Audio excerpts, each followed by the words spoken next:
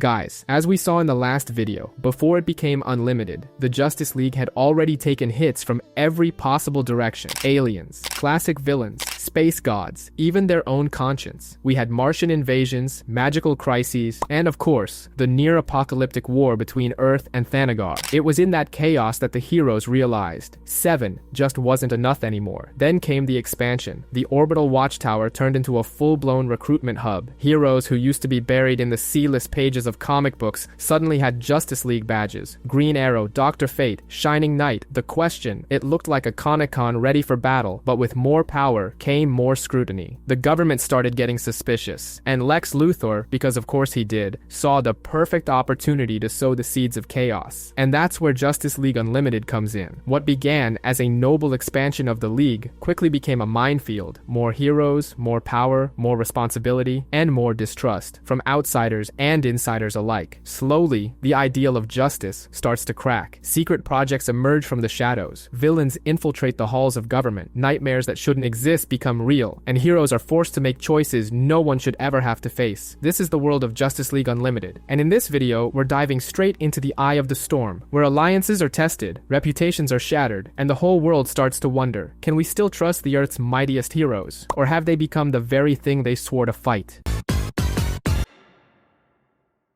A desperate scientist runs through an alley, looking like he's seen too much, or said something he shouldn't have. He even tries to reason with the shadowy figure chasing him, but faceless villains aren't exactly known for their diplomacy. One metaphysical beatdown later, and the poor guy vanishes without a trace. Cut to Supergirl, jolting awake, drenched in sweat like she just ran a marathon across a Kryptonian desert. Just a nightmare? Or worse, a memory. Even she doesn't know. And when Martian Manhunter shrugs his shoulders, you know things are seriously messed up. She's spiraling into a crisis of identity intense enough to make even Batman schedule a therapy session. Still, with some shaky moral support from Green Arrow, not exactly Coach of the Year, she decides to investigate. Enter the Question, the trenchcoat-wearing conspiracy sleuth who looks like he's been reading too many dark corners of the internet. He suspects she may have been manipulated, mentally, genetically, astrologically even. For him, it's always the work of some ancient conspiracy involving shady corporations and retired generals with too much free time. The gang pays a visit to Dr. Hamilton at Star Labs, and, plot twist, turns out, yeah, Supergirl was in a coma. Yeah, she was rescued by a robot. And yeah, what looked like torture straight out of a horror movie was actually a questionable medical procedure involving experimental tech and a kryptonite-tipped spear. Totally normal, right? Naturally, Supergirl's suspicion meter goes straight into the red, and rightly so, because outside, like the plot is listening in, a combat robot shows up. Cue the brawl. The Question wastes no time identifying it. Military tech, sold off by the Justice League itself, which raises the million-dollar question, who's behind all this? Their search leads them to General Hardcastle, retired,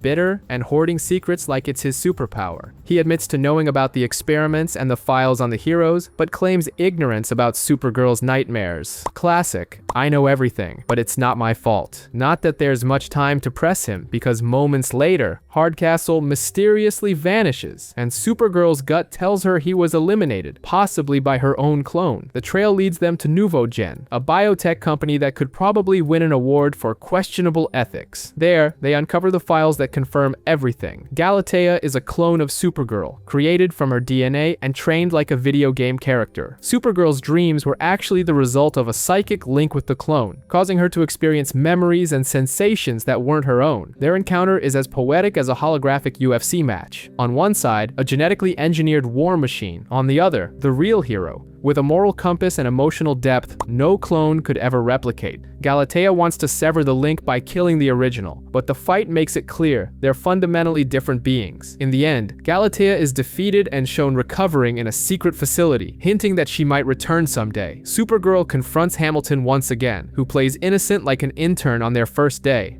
Is there any chance it came from your lab?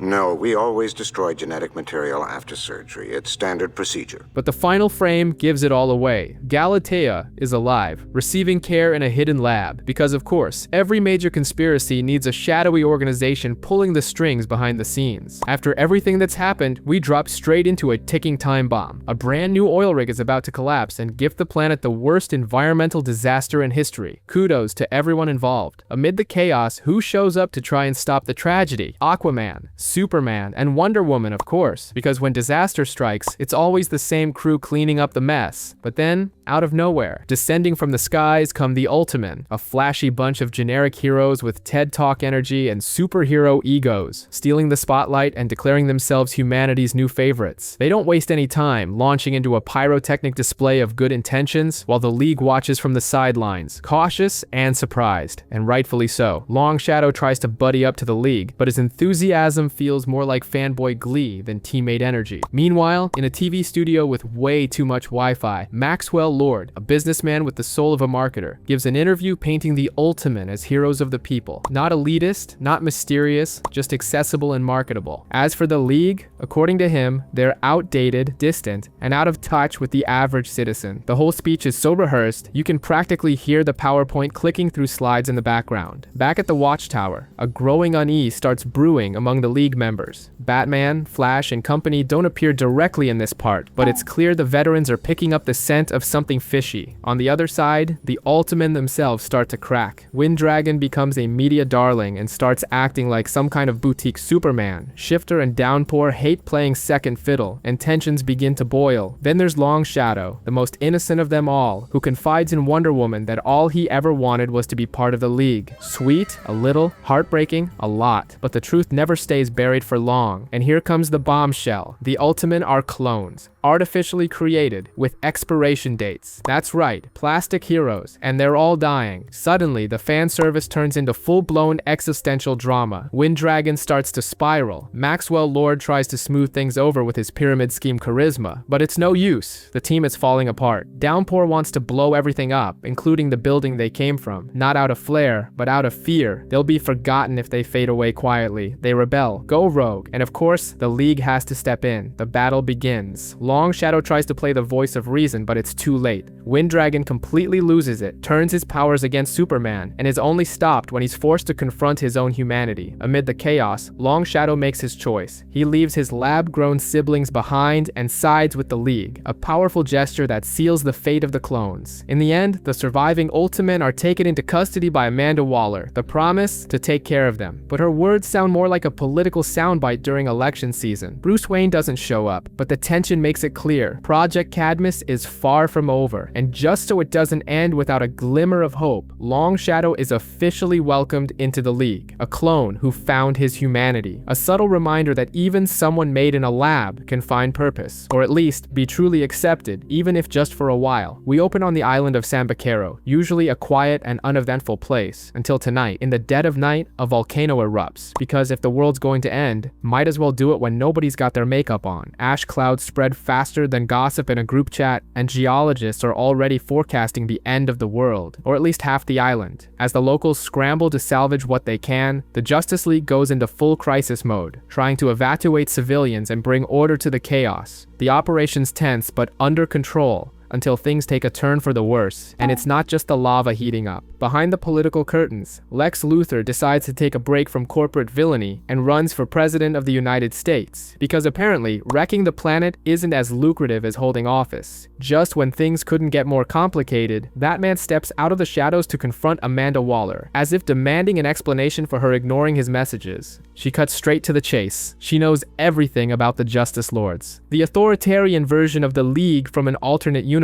An elegant war of words ensues, with accusations flying that the League is a ticking time bomb. And surprise, the government has simulations showing that if things go sideways, humanity doesn't stand a chance. Enter Project Cadmus, the contingency plan in case the League ever decides to go full dictator. Those simulations, it turns out, were created after Superman revealed his visit to that alternate universe. This revelation rocks the League. We're talking bioweapons, cloning, illegal experiments on metahumans. Supergirl takes it especially hard, since her clone Galatea is top of that list. And for the grand finale, Doomsday. Yep, that Doomsday. Technically in a coma, but regenerating like he's got cosmic health insurance. Naturally, someone thinks it's a great idea to let the monster loose. And here's the kicker. Doomsday was created by Cadmus, using genetically modified DNA from Superman, bred for power and trained to hate him. He even fought a Superman from another universe, the one who lobotomized him. Think Frankenstein with a grudge. Once Doomsday wakes up, he's got got one goal: destroy Superman. And where's Superman? Doing lava plumbing in the heart of the volcano, literally digging magma tunnels. That's when the monster shows up looking for blood. Chaos erupts, lava everywhere, people running, and in the middle of it all, Cadmus plays its final card, a kryptonite-laced nuclear missile. Because just killing the monster would be too easy. Why not aim for Superman too? Batman tracks the launch and confronts Amanda, only to discover she knew nothing about the attack. But let's just say all eyes are on him now, and if you thought Lex couldn't get more suspicious, he might now have his finger on the nuclear trigger. The League splits up. Flash runs like there's no tomorrow to save the civilians. John tries to intercept the missile, and Batman, ever the functional drama queen, jumps in a jet on a suicidal mission, because if he's not almost dying, is he even trying? Superman keeps battling Doomsday, and at the peak of their clash, he pulls out a dimensional projector. The result? Doomsday gets a one-way ticket to the Phantom Zone. No trial, no mercy. Just a "don't come back" note stapled to eternity. The crisis passes, but the bitter taste lingers. Dimensional weapons, nukes, psychotic clones, the League begins to question if they're becoming the very thing they swore to fight. Batman drops one of his ominous lines about the Justice Lords. Superman stares into the void wondering, did I go too far? Meanwhile, Floyd Lawton sits on death row. Waiting for the end, he's suddenly interrupted by an unexpected figure, the enigmatic and authoritarian Colonel Flagg. With a mix of irony and tension in the air, Lawton listens, almost bored, as he's told his fate has changed. His last meal, lobster included, was laced with explosive nanites. Excuse me. That's right.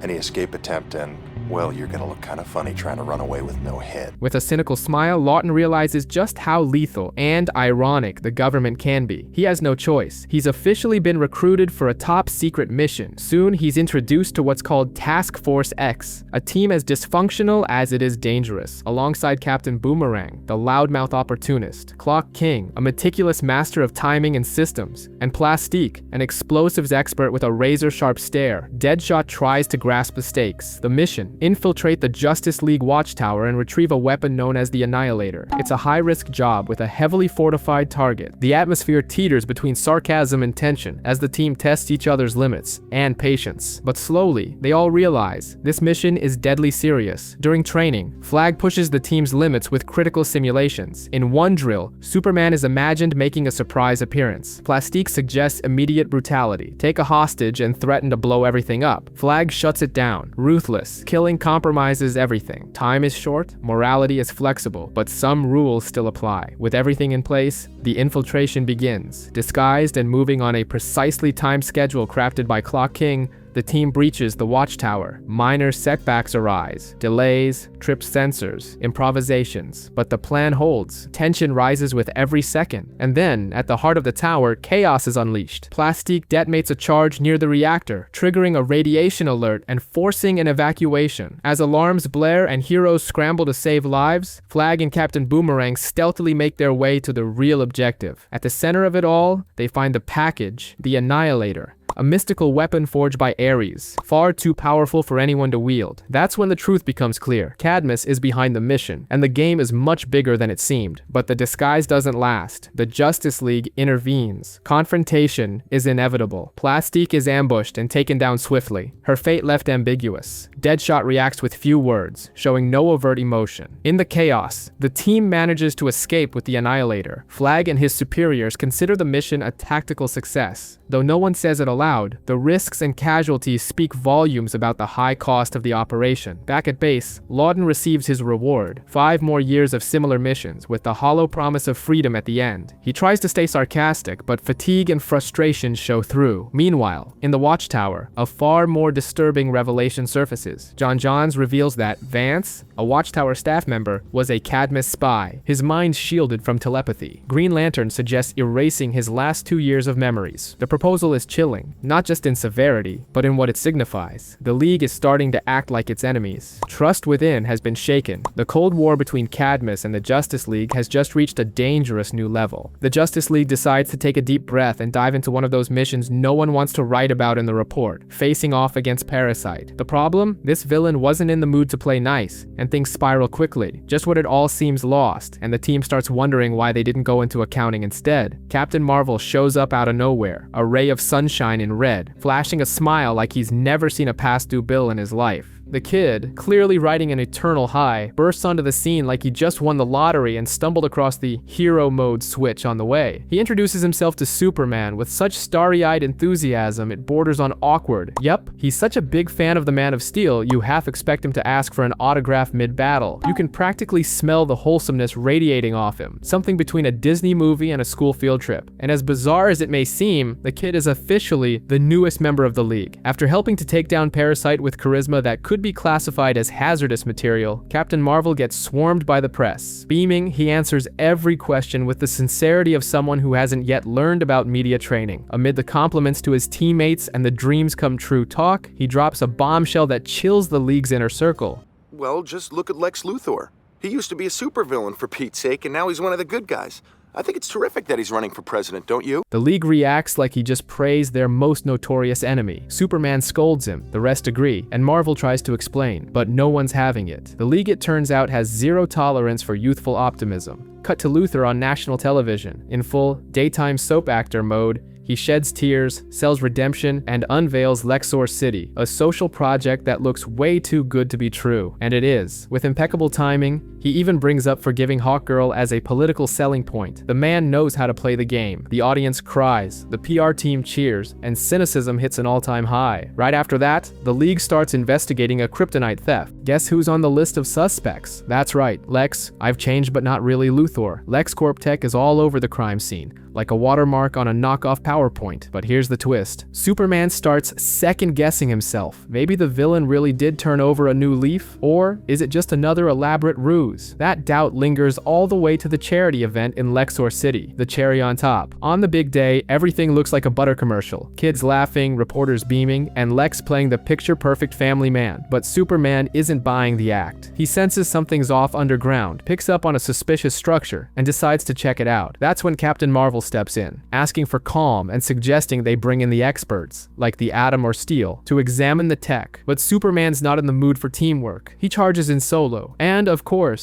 it all goes south. Superman and Captain Marvel throw down. And it's not just a clash of egos. It's an end-of-the-world level brawl. In the process, Lexor City gets leveled, live on camera. And when the dust settles, the truth comes out. It wasn't a bomb. It was a molecular kryptonite fusion generator, built to provide cheap energy to the city. Lex pretends to be shocked, says he should have told them sooner, but didn't. That's it. Superman is speechless. Marvel is devastated. The public is split between surprised Pikachu and math lady from the memes. Crushed by guilt, Captain Marvel calls a League meeting. With a steady voice and a disappointed gaze, he says he always believed in them, that he saw the League as a symbol of hope. But now, everything feels wrong. With a heavy heart, he hands in his badge and walks away, sad, confused, and wondering if being a hero is really worth it. Meanwhile, Luthor watches everything from his private box, alone, no cameras. He lets out that trademark smug grin. Everything went according to plan. The city destroyed, Superman's reputation in tatters, and the League shaken to its core. And the best part? He didn't even have to lift a finger. Mission accomplished. Coming out of the chaos, we barely catch our breath before another intergalactic headache shows up. In the middle of a quiet city, Mantis, a high-ranking thug from Apocalypse who seems to have majored in arrogance, crashes the scene, declaring with all the flair of a soap opera dictator that this place is now his backyard. Diplomatic, not even close. And of course, when things get ugly, who shows up? You guessed it, the Kryptonian boy, Scout himself. Superman arrives looking all righteous, with Captain Atom by his side, ready to deliver a crash course in civility. The brawl kicks off hard, energy blasts flying, fists swinging, and in the heat of it, Captain Atom throws a jab of his own at the boastful conqueror. So galactic warlords are taking speech classes now, because hey, if you're gonna get punched, do it with flair. In the end, Mantis pulls a fast one and escapes through a boom tube. All that's left is a trail of destruction and a stark reminder: Apocalypse doesn't take vacations. Peace, as always, lasts about as long as a reality show romance. Captain Atom barely catches his breath before General Eiling shows up with a cold, hard order. He's back in the military. No welcome back, just tension, uniforms, and a moral dilemma. Torn between the League and the brass,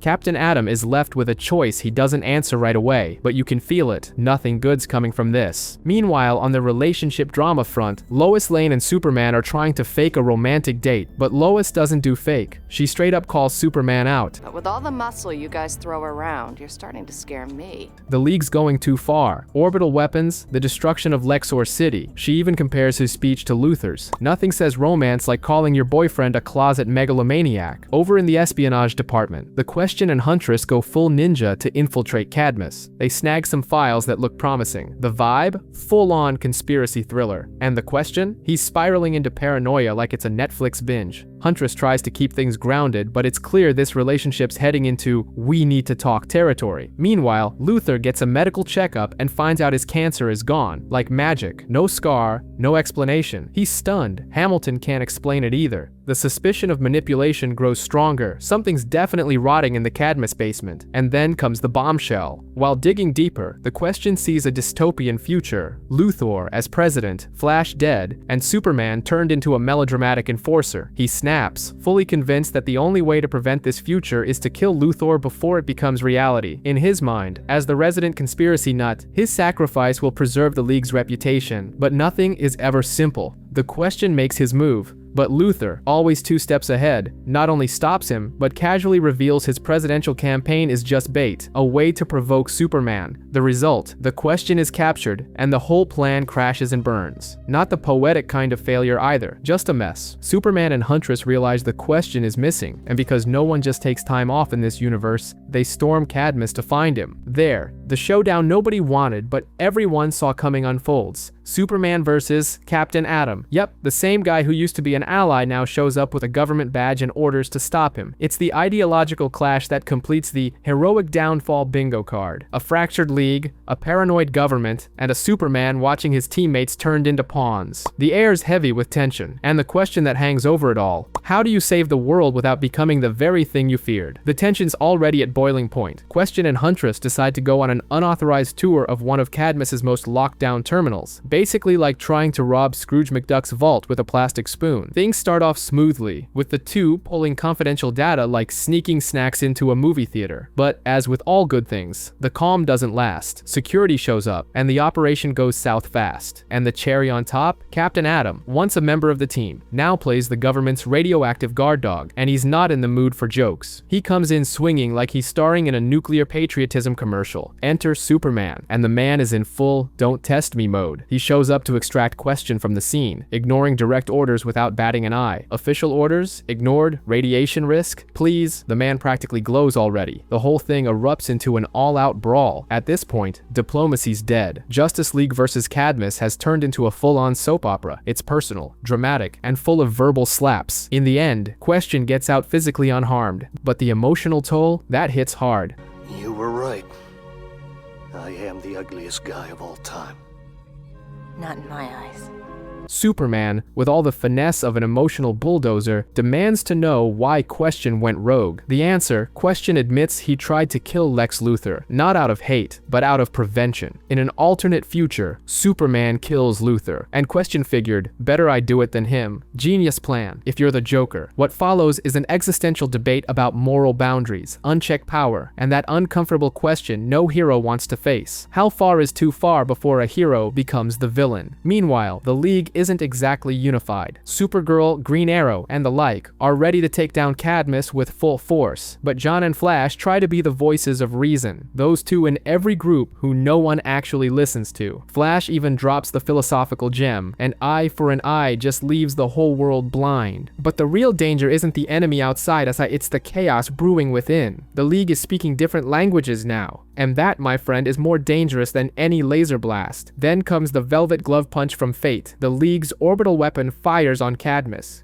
remotely activated by Lex Luthor, and not a single member of the League can stop it. One shot, one crater, one massive scandal. The world panics, and even with evidence of sabotage, public opinion picks its villain. Spoiler alert, it's not Luthor. The president freaks out. Amanda Waller, ever ready to ride the wave of disaster, turns chaos into political capital. She frames the attack as retaliation for the League's previous incursion, and pushes for immediate action. Translation: Witch Hunt approved. On the ground among the wreckage, the heroes still try to fix what they can, save who they can, help however possible. But to many civilians, they're just reckless gods playing war. The League's image? Tarnished. Icons of hope now inspire fear, trust, shattered. Inside the Cadmus facility, the tension is thicker than a condo board meeting. Galatea stands there, smug as ever, acting like she's the last cookie in the multiverse, artificially aged to her physical peak. Think of it as genetic whey protein. She now believes she's not just stronger than Supergirl, but also more useful, more powerful, and, why not, more effective as a weapon. Clone? Yes. Underestimated? Never. Standing beside her are the Ultimate, a bunch of Renta soldiers with the IQ of a walnut and the loyalty of a trained puppy. They're blank slate clones. No initiative, no self-awareness, remotely controlled by Galatea. Think of them as a boy band of destruction, totally in sync when it comes to smashing things, and completely obedient to their lead singer. With the remote in hand, Galatea is ready to hit play on chaos. Meanwhile, aboard the Watchtower, the world is losing its collective mind.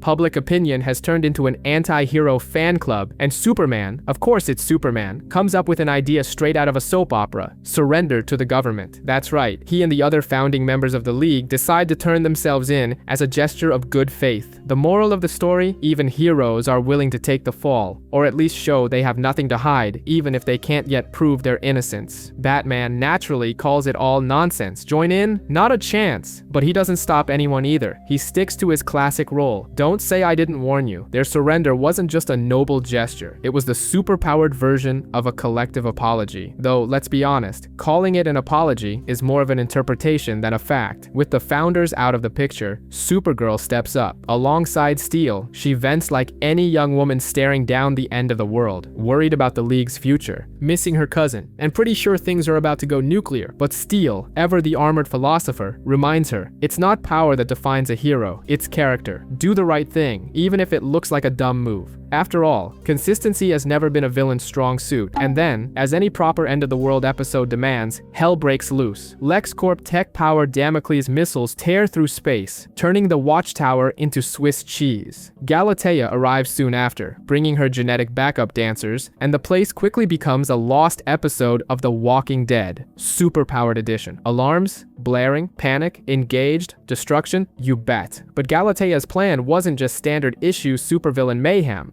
She wanted to find a base's reactor and take everyone with it in one big boom. Simple and efficient, as any cliché villain would say. What she didn't count on was one small detail. Supergirl, Kara enters the fight, eyes blazing, shouldering the weight of saving everyone. What do you think you're doing? Oh, I'm about to set the reactor to overload and blow the Watchtower to bits. But what I'm hoping is that you'll be dumb enough to try and stop me. What follows is Kryptonian MMA. Punches, lasers, speeches, and some serious symbolism. Galatea learns the hard way that blowing everything up won't be that easy. And Kara, tired of being told she's not Superman for the 1000th time, delivers a beatdown that's both physical and moral, with a crucial assist from Steel, who lands a well-timed energy blast. Supergirl takes Galatea down by electrocuting her with a live power table. Her victory is the final stamp of approval. Yes, she's worthy of the mantle. But who do you think was pulling the strings behind all this? That's right, Lex Luthor, the billionaire version of I told you so. Not only did he bankroll Cadmus, but he also had a plan to become a god inside an Amazo-style android body. Modesty? Not in this guy's vocabulary. His plan was simple. Live forever, rule everything, and look great in the apocalypse selfie. Yes, selfie is poetic license. But of course, there's a twist. Luthor wasn't flying solo. Turns out, our dashing villain was actually host to Brainiac, the perfection-obsessed cosmic virus. Their fusion marks a whole new level of threat. This wasn't just a scientific conspiracy. It was the return of a foe the heroes had faced before, Brainiac, rising from within Luthor's own body. The plan is surgical, literally. Brainiac, with all the warmth of a broken freezer, reveals how he survived as nanotech inside Lex's body ever since his old chassis got vaporized. Surprised, maybe just Lex himself, who finds out his whole life has basically been a Black Mirror episode directed by Stanley Kubrick. Lex, of course, hesitates, but only for 5 seconds, because when you're a megalomaniac with a god complex and a disturbingly high IQ, the idea of merging with a genocidal AI sounds intriguing. And Lex doesn't just accept it, he ups the ante. He offers Brainiac something not even quantum computers saw coming. Imagination. That's right, imagination. And from there, it's just a hop, skip, and a jump to Let's create a new universe in our image. Ego and algorithm, now walking hand in hand. And because that's not insane enough, they decide to drop by Cadmus, because nothing says birth of a new world, like harvesting the remains of a hostile alien tech called Darkheart. Subtle, right? The goal? Absorb all Earth's knowledge, then wipe it all out. Not conquer, erase. Fast, because patience has never been Luthor's thing. Meanwhile, in the literal Hall of Justice, the League is having their Avengers on a school bus moment. No ship, no reinforcements, no teleport, just 7 heroes and a hope that's barely hanging on. But even knowing they might not come back, they charge forward. Heroes, masochists, maybe both. The final showdown begins. Brainilex. Let's just go with that name because he's basically an endgame RPG boss on God mode. Unleashes everything. Luthor's gone. Drunk on power, he's talking about immortality like it's a vintage wine. Not even Superman, with all his hopeful appeals and existential speeches, can break through. What's left is pure arrogance in digital form. And then, the unthinkable. Flash. The underestimated one. The guy everyone thinks just runs fast. He steps up, runs so hard, so fast, he ends up in the Speed Force. Pure acceleration itself, like someone diving into a pool without checking for water. And he unravels Brainilex with sheer kinetic force. But that kind of speed, it has a cost.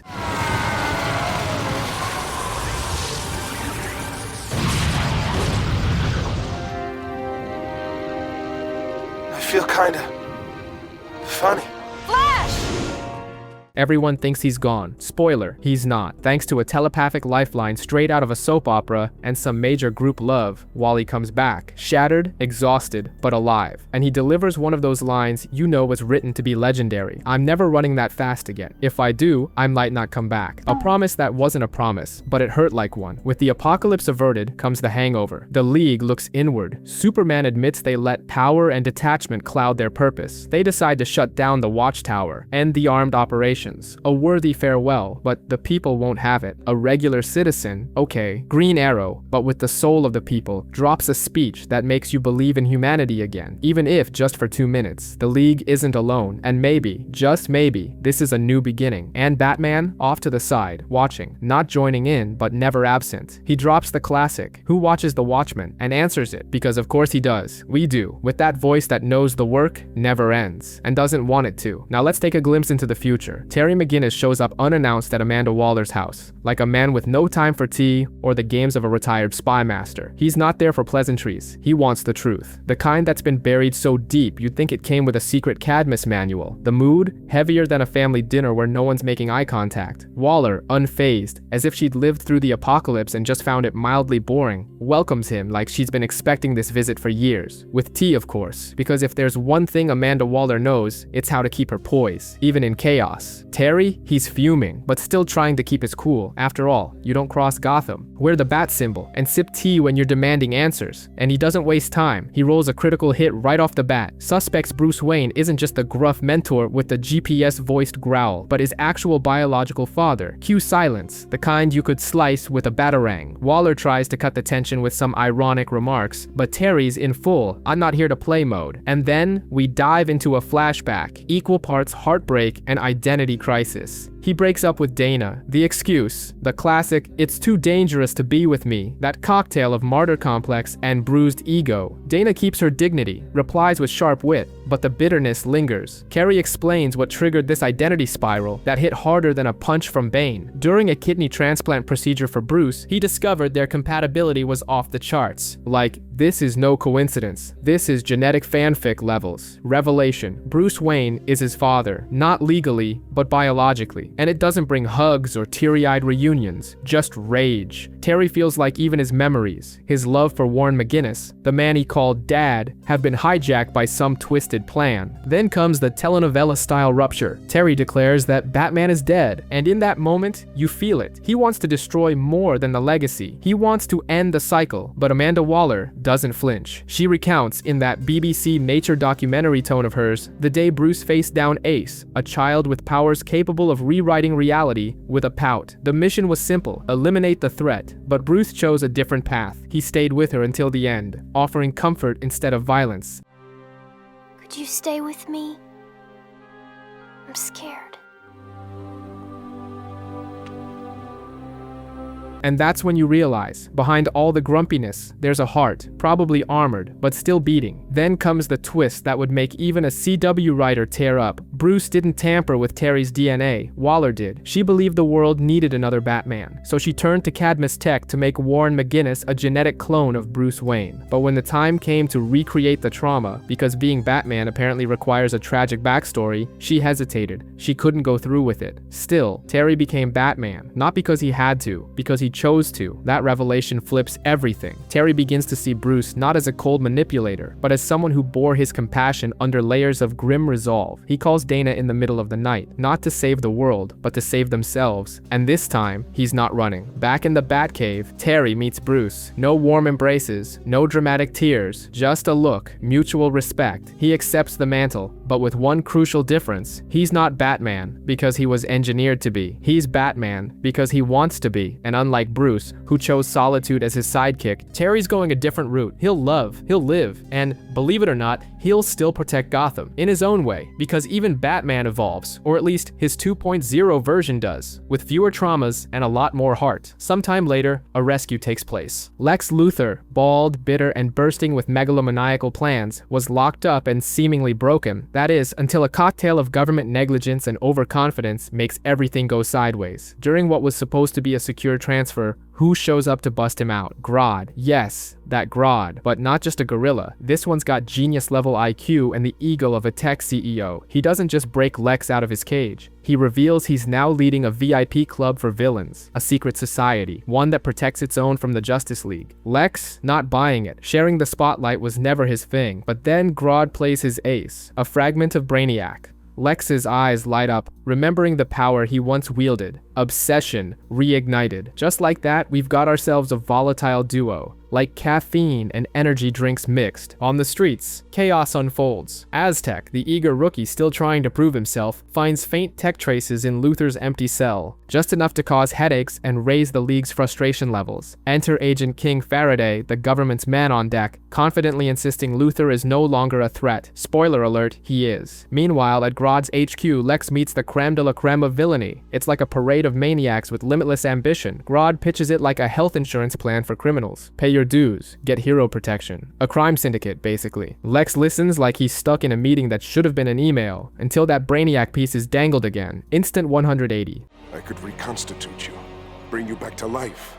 Yes, we could be together again. Deal's on. For now. Elsewhere, the League responds to an alert from Black Hawk Island, a long-abandoned World War II weapons depot. Shiera leads the op with Fire and Mr. Sirieni, a grizzled ex-Blackhawk who looks like he's seen everything and still keeps spare ammo. What starts as a routine inspection spirals into chaos when Luthor shows up with Dr. Polaris and the key, hunting for some long-hidden treasure. Cue the brawl. There's snark, there's suspense, there's gratuitous destruction, and yes, Luthor wins the round, triggering the island's self-destruct for dramatic flair. The League saves the day, but it sure feels like a loss in disguise. On the way back, Lex confronts Grodd. Turns out the whole mission was a test, to see if Lex was worthy. He passed, but being used as a lab rat, not Luthor style. Tension crackles, but no punches. Yet, the alliance holds, barely, stitched together by convenience and egos taller than the Watchtower. Boston Brand, aka Deadman, is deep in an existential crisis that would make Hamlet look well-adjusted. Even after solving his own murder, which you'd think would bring some peace, he's still wandering around like a ghostly gatecrasher in the land of the living. That's when Ramakrishna, the spiritual entity with more plot twists than a primetime soap opera, drops the truth bomb. His mission was never about him, it was about someone else. The master of Nanda Parbat. Being the ego-driven spirit he is, Boston swallows the frustration and starts to accept that, maybe, the universe doesn't revolve around his spectral navel. Meanwhile, Nanda Parbat turns from Zen Temple to War Zone in record time. Grodd, the most megalomaniacal gorilla since Donkey Kong, sends in his squad of villains, including Devil Ray and Bizarro, to steal the so-called Heart of Nanda Parbat. And no, it's clearly not some quaint bedside trinket. The monks try to resist, but they end up in spiritual comas within minutes. To top it off, the Master is murdered right before Boston's eyes, and all he can do is spectate. Tala, the villainess with Olympic-level low self-esteem, goes crawling back to Grodd like she's auditioning for a reality show on toxic relationships. Out of options, Deadman decides it's time to call in the Justice League. Being a bodiless ghost, he does what any desperate spirit would. He possesses Superman and crashes a superhero hangout. The team's understandably thrown off, but Batman, the social savant that he is, immediately picks up on the situation and offers to help. Because when a ghost hijacks your buddy's body to ask for help, the only sane response is, let's roll. The League uncovers Grodd's deranged plan to use the artifact to build a machine that will reverse human evolution. Yep, he wants to turn everyone into apes. And no, this isn't some political allegory. The scheme is so over the top, even Lex Luthor, the CEO of evil himself, starts rethinking his team-ups. The Justice League heads to Gorilla City, where Grodd is prepping for his big de-evolutionary event. Superman, with a little help from Boston's ghostly touch, disables the city's invisibility field, allowing the heroes to storm the place. What do you think you're doing? I gotta say, I don't have a good answer for you. It's the ghost. He's here again.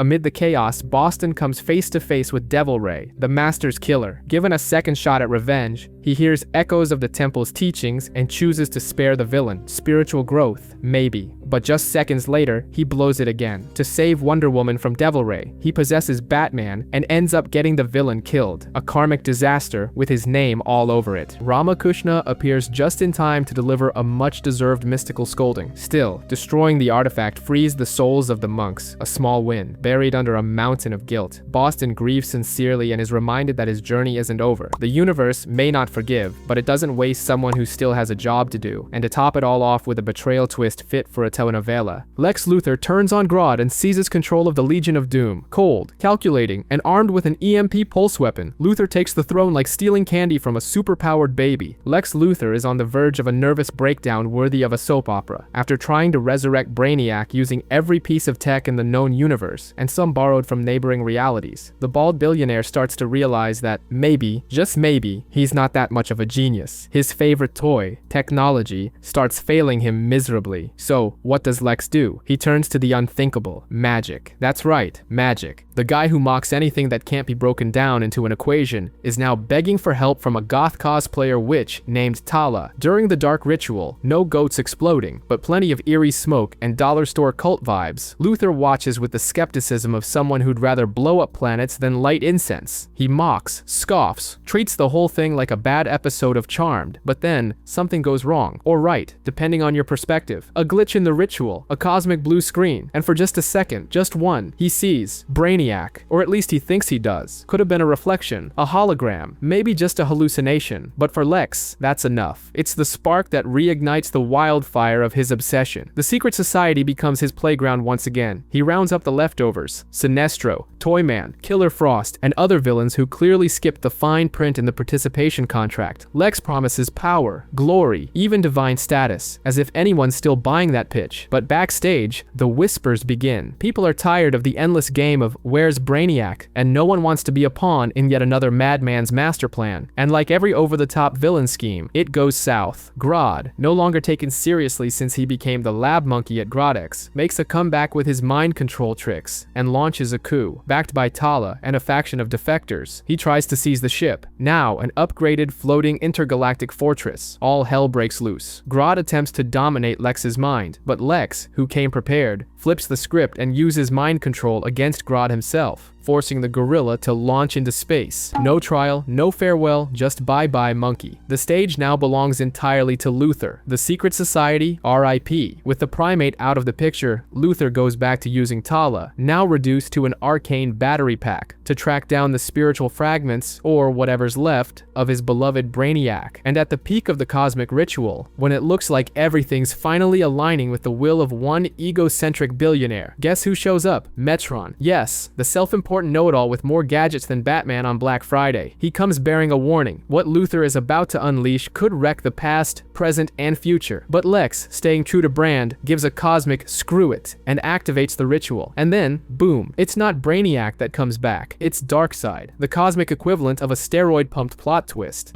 It seems I have you to thank for my resurrection. Though your world will suffer slowly, I grant you a quick death.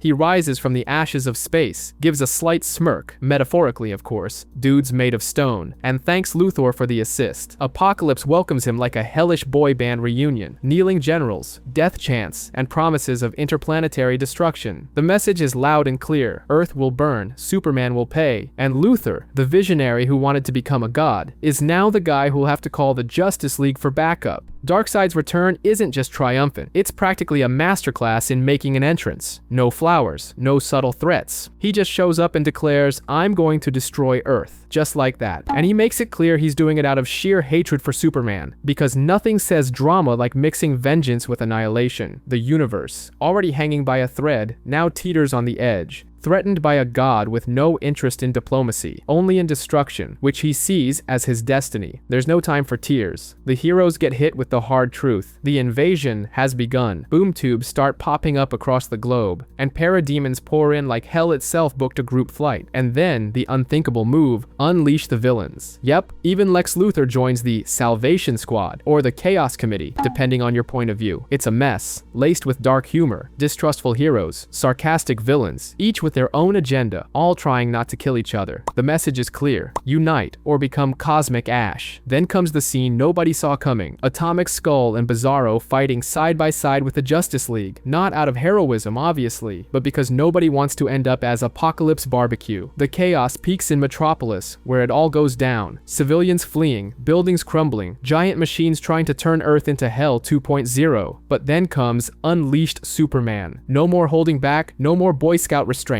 This is an angry Superman, the kind that stops pulling punches because the fragile world around him can't afford his caution anymore. Darkseid taunts, tortures, provokes, but gets a Superman who, for once, doesn't care about holding back. And just as this cosmic brawl reaches its fever pitch, who shows up to send morale through the roof? John Johns, the Martian Manhunter, more human than ever, emotionally at least, making his comeback with a vibe that screams, "Now you're all in trouble." It's not just a strategic return, it's a cathartic one. Meanwhile, while the physical fight explodes like a World Cup final, there's a parallel plotline that deserves its own soap opera. Lex Luthor, driven by arrogance, decides he needs the anti-life equation, because of course, what's missing from this apocalypse is a billionaire sociopath playing God. He finds Metron, ignores every warning, naturally, and walks up to the source wall like it's a dare from the cosmos with unimaginable consequences. And he returns, holding the concept of absolute submission. Darkseid, for one long moment, goes silent, and then everything blows up, literally. When the dust settles, the portals close, the parademons vanish like extras who missed their cue, and the skies start to clear. Somehow the world is in ashes. The villains ask for a little slack. Batman, in a rare moment of humanity, or boredom, grants them 5 minutes. Superman watches as the world begins to heal. The planet breathes again, and everyone knows this was just one round. But for today, just for today, we made it through. Almost feels like a happy ending. And of course, the adventure goes on, because in this universe, nothing ever really ends. It just changes villains.